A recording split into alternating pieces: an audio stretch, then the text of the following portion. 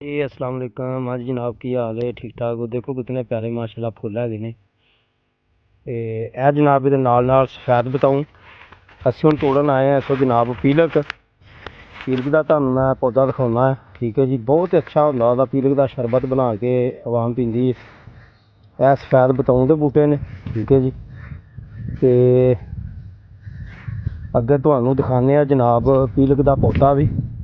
यह जनाब पीलक का पौधा, यह सफैद छोटे छोटे फुल तुहानू नज़र आते होने ने। ते ये नाल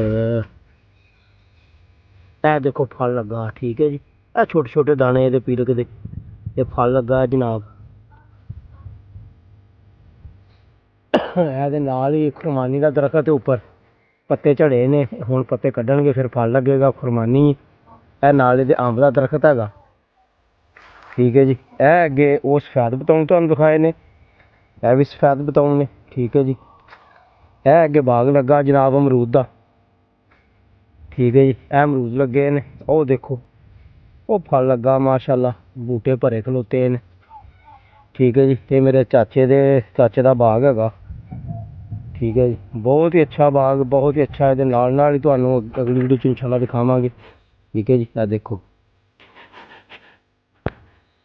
यह जनाब किन्नू के दरख्त है ने, फल लथ गया है, उन्हें नवे पत्ते इंशाल्लाह कड्डेगा, फिर फुल चुकेगा, दोबारा इन फल लगेंगे। ठीक है जी, मुकम्मल देखो उतों तक किन्नुआं का बाग हैगा। यह अगे फिर अमरूदां का बाग है एक एकड़ दे विच। ठीक है जी, बहुत अच्छा फल लगता है तो बहुत ही अच्छी ग्रोथ होंगी है।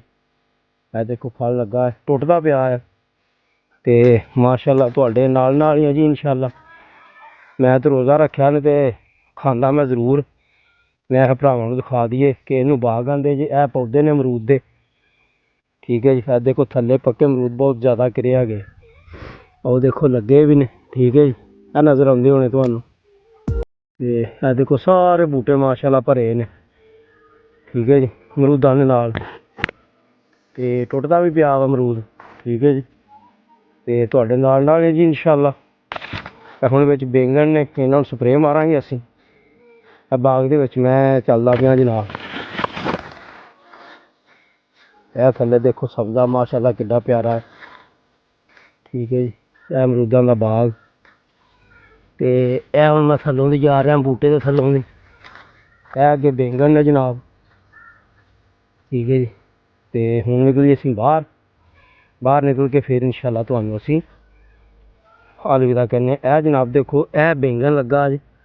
ठीक है जी, यह बैंगन इनू आख्या जांदा जी। एक और बैंगन लगा है नाल, पौधे लाए ने तकरीबन खेना बना के पूरे एक एकड़ दे विच। ते हुण इनू इंशाल्लाह असीं स्प्रे वगैरह करांगे, फिर इंशाल्लाह ठीक हो जाएगा। ठीक है जी, फी अमान अल्लाह। अगली वीडियो इंशाल्लाह फिर मिलांगे। अल्लाह हाफिज़।